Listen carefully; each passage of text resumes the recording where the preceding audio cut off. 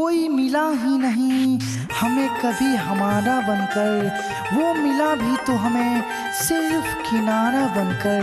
हर ख्वाब बनकर टूट गए हैं यहाँ, हर ख्वाब बनकर टूट गए हैं यहाँ। अब बस इंतजार ही मिला है एक सहारा बनकर। सुनो ये भगवान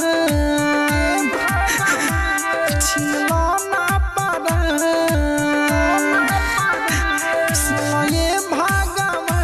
छीन लो ना पान, जब सुती रात भर तर पावेला। एगो पगली के याद बारा आवेला, एगो पगली के याद बारा आवेला। सुनो ये भगवान छीन लो ना पान, जब सुती रात भर तर पावेला।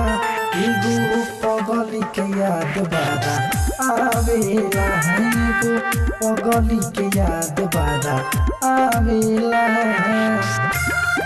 जख्म इतना गहरा है इजहार क्या करें, हम खुद निशा बन गए औरों को क्या करें। मर गए हम मगर खुली रही हमारी आंखें, मर गए मगर खुली रही हमारी आंखें, क्योंकि हमारे आंखों में उनका इंतजार है। क्या करें हार गोइनी हम तंदे खाके डॉक्टर से, मौतों न मिले हमके सुइया जहर से, मौतों न मिले हमके सुइया जहर से। हार गोइनी हम तंदे खाके डॉक्टर से, मौतों न मिले हमके सुइया जहर से। गोइनी जिंदगी से हार सुना लागे संसार, बीतल बातों कर हमके सतावेला।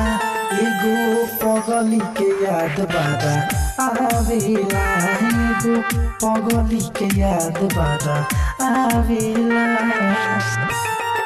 धीरे धीरे कोई याद आया करता है, मेरी हर सांसों को महकाया करता है।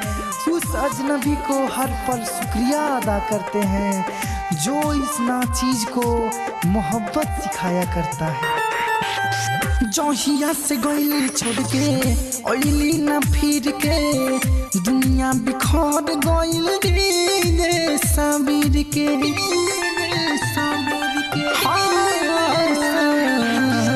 जहिया से गइली छोड़ के ओइली ना फिर के, दुनिया बिखर गइल रे साबिर के।